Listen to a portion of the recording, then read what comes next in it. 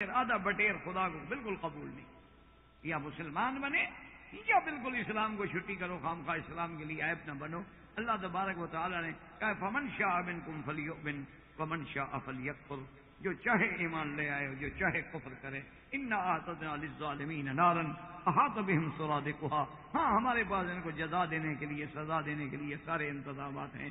ہمیں ہماری طرف سے اجازت ہے، جو چاہے فمن شاء منکم فلیؤمن، جو چاہے ایمان لائے، من شاء فلیکفر، جو چاہتا ہے کفر کرے. تو اب جناب سمجھیں کہ پردے کی بات کو اچھی طرح سے، سب سے پہلی بات تو یہ دیکھیں کہ اللہ نے ایک ایسا نظام بنایا ہے. خدا کے لیے اس پہ ذرا غور کریں. اللہ آپ کو اور مجھے بھی عمل کرنے کی توفیق دے اور تدبر اور فکر کی بھی توفیق دے. غور کریں اور کچھ آپ کے دنیا میں مثلا آج جو انگریزی قانون ہیں، ایک تو سب سے بڑی مصیبت یہ ہے کہ ان کے پاس زن، زر، زمین، یہ یاد رکھیں تین چیزیں ہیں، زن، زر، زمین. ان تین چیزوں کے لیے ان کے قانون میں کچھ ہے ہی نہیں.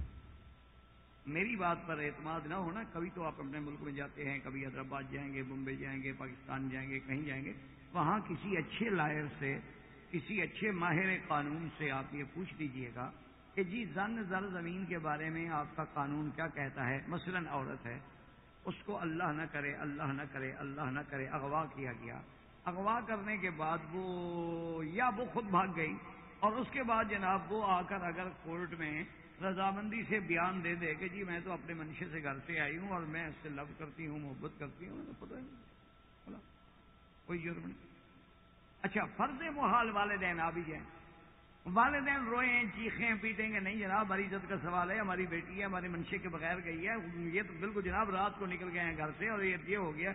تو جج اس سے زیادہ پوچھے گا کہ ہاں جی بتائیں. انہوں نے کہا نہیں جی بالکل جھوٹ بول رہے ہیں، یہ تو زبردستی میری شادی کرنا چاہتے تھے اپنے کسی رشتہ دار سے، اور میں اس سے محبت کرتی ہوں، اپنے منشے سے آئی ہوں، عاقل بالغ ہوں، میری عمر 18 سال ہو گئی ہے اور میں نے اپنی رضامندی سے نکاح پڑھا ہے. جج اسی وقت کہے گا کہ ٹھیک ہے جی آپ اس کے ساتھ جائیں.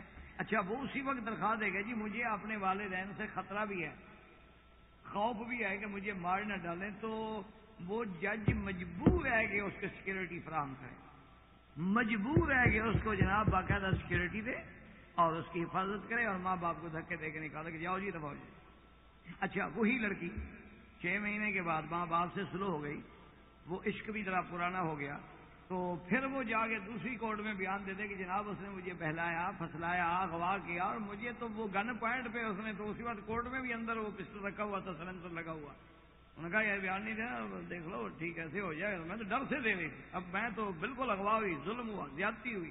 اچھا ٹھیک ہے پھر بچی کیوں؟ انہوں نے کہا جی صنف نازک ہے، جیسے بدلتی جائے قانون بدلتا جائے. اب جناب وہ شوہر کے خلاف ہو جائے پھر شوہر کے خلاف ہو جائے. یہ جناب ان کے قانون ہیں عورت کے بارے میں. اور زر کے بارے میں، دولت کے بارے میں آپ کہیں جناب میرا 25,000 ریال چوری ہو گیا ہے، تھندار کے پاس جائیں کہ جی مہربانی کریں FIR درج کریں. کہے گا ڈاکٹر صاحب دماغ آپ کا ٹھیک ہے، آپ مجھے 25,000 کے جو آپ کے ریال کو موئے نوٹ کا نمبر لکھوا سکتے؟ سر میں کیسے نمبر لکھواؤں، میں نے اس وقت کوئی سیریل نمبر دیکھا تھا بلا، مجھے تنخواہ ملی میں رکھتا گیا، میں نے کون سے نمبر کہا. سر پھر کیسے فیصلہ کریں گے کہ یہ نوٹ آپ کا ہے یا میرا ہے؟ یہ تو پرچہ نہیں ہو سکتا جناب. 1000 ریال جیسے ریال بہت، 1000 جیسے 1000 بہت، 500 جیسے 500 بہت، آپ کا پرچہ ہم کیسے دے دیں؟ ہاں اگر آپ کچھ خدمت کر دیں پولیس کی تو پھر یہ ہو سکتا ہے کہ جی وہ پیسے ایک بریف کیس میں تھے، بریف کیس جو ہے وہ سمسون نائٹ کا تھا، اور اس بریف کیس کے فلاں کونے پہ ایک جگہ ٹوٹی ہوئی تھی تاکہ وہ بریف کیس برآمد کر کے اس میں پیسے ہم ڈلوا دیں گے اور بندے کو اندر کروا دیں گے، ورنہ سیدھی بات پہ پرچہ نہیں ہو سکتا. اسی لیے عورتیں اغوا ہو جائیں تو یہ کہنا پڑتا ہے جی کہ زیور اٹھا کے ساتھ لے گئی، تاکہ وہ تو بیان دے کے چلی جائے گی لیکن زیور تو ہم برآمد کر رہے ہیں، پھر پرچہ ہوگا. اس کا اغوا ہونا جرم نہیں ہے، وہ پرچہ ہو ہی نہیں سکتا. اچھا جی زمین ہے، اب زمین آپ کی ہے، میرے قبضے تلے، آپ چیختے رہیں، آپ جتنے مرضی آئے میرے خلاف مقدمے کرتے رہیں. آپ سول کورٹ میں گئے، آپ کے حق میں فیصلہ ہو گیا، میں نے اپیل کر دی، 5 سال اپیل چلی، سیشن کورٹ کے میں آپ کے حق میں فیصلہ ہو گیا، میں نے پھر ہائی کورٹ اپیل کر دی. 10 سال وہاں اپیل چلی، آپ کے حق میں فیصلہ، میں نے پھر سپریم کورٹ میں اپیل کر دی. 15 سال وہاں چلا جناب، فیصلہ آپ کے حق میں ہو گیا، میں نے ڈبل بینچ کو اپیل کر دی. 20 سال کے بعد پھر آپ کا اتنے میں انشاءاللہ آپ بھی مر جائیں گے، میں بھی مر جاؤں گا، زمین جہاں تھی وہیں رہے گی. یہ قانون ہے آپ کا.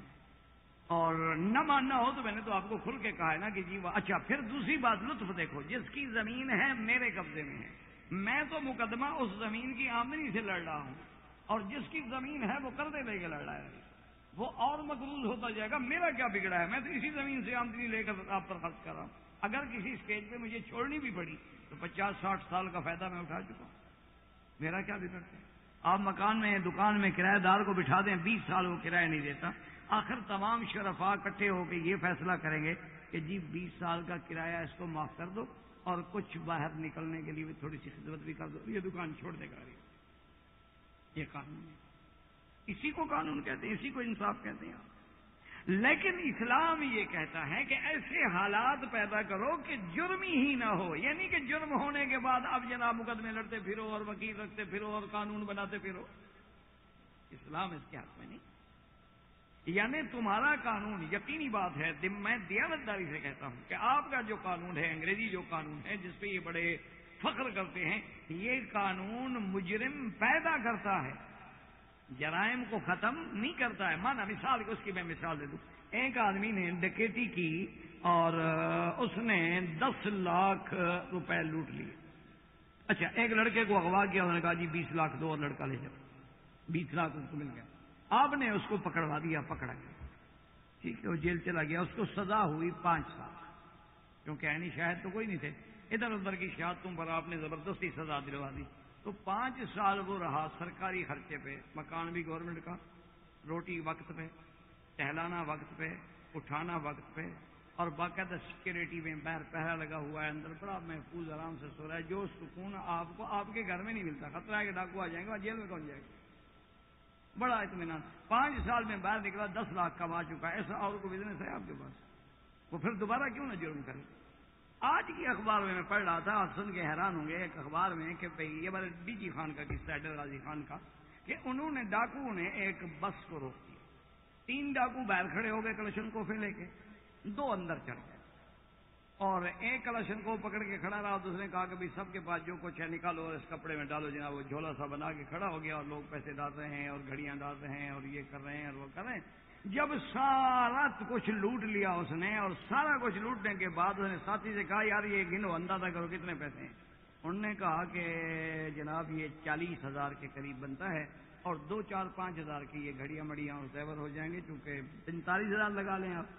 انہوں نے کہا یار پھر تو کوئی سمجھ نہیں آتی بات. انہوں نے کہا کیا مطلب؟ انہوں نے کہا آگے تو ہم نے 60,000 دینا ہے، تو یہ ڈکیٹی ہوئی ہماری 40 دن، تو باقی تو 20 ہمیں گھر سے پڑنا پڑے گا، تو فائدہ کیا ہوا ہے ڈکیٹی کا؟ اس لیے ایسا کرو. اس نے ڈرائیور سے کہا، اس نے کہا بابا دیکھو یہ تھیلا ہم رکھ رہے ہیں، پیسے جن کے ہیں ان کو واپس لوٹا دینا، تاکہ ہم آگے تو کہہ سکیں نا پولیس والوں کو بھی ہماری ڈکیٹی نہیں ہوئی، ہم ناکام ہو گئے. ورنہ اگر ہم کہتے ہیں کہ ڈکیٹی ہوئی تو ان کو تو 60,000 تو ہم نے ان کو دینا ہے. صرف ملا ہمیں 40,000، 20,000 گھر سے ڈالنے کے بجائے بہتر ہے کہ ہم ڈکیٹی ہی نہ کریں. وہ جناب پیسے واپس دے کے ان کو کہا بس لے کے جاؤ. وہ بس لے کے چلا گیا، اور وہ سارا ایک گھڑی ایک چیز نہیں اٹھائی. انہوں نے کہا جی ہمارا کام نہیں بنا تو لہٰذا ہمیں کچا کام نہیں کرنا. یہ آپ کا قانون. تو اسلام یہ کہتا ہے کہ نہیں، ایسا نظام پیدا کرو کہ جرم ہو ہی نہیں، جرائم پیدا نہ ہوں، جرم ختم ہو جائے. ہاں اگر کبھی کبھار کوئی اس کے باوجود بھی ایسا ہو تو پھر ایسی سزا دو کہ عبرت بن جائے کائنات. اسی لیے اب سب سے پہلے دیکھیں کہ پردے کا مسئلہ ہے. اسلام نے سب سے پہلے حکم دیا وَقَرْنَ فِي بُيُوتِكُنَّ، عورت کا مقام گھر ہے، اپنے گھر میں. اصل مقام عورت کا جو ہے وہ گھر ہے. وہ گھر باپ کا ہو، وہ گھر شوہر کا ہو، یا بیٹی بن کے رہے گی یا بیوی بن کے رہے گی، لیکن اصل مقام بھی گھر میں. اچھا اب ہمیں حکم دیا کہ آپ نے کسی کے گھر میں جانا ہے تو کیا کرو؟ فرمایا لا تدخلوا بیوتا غیر بیوتکم حتی تستأنسوا وتسلموا علی اہلها. اللہ نے فرمایا خبردار کسی کے گھر میں داخل نہ ہوں. چادر اور چہار دیواری کی عزت کا مسئلہ ہے.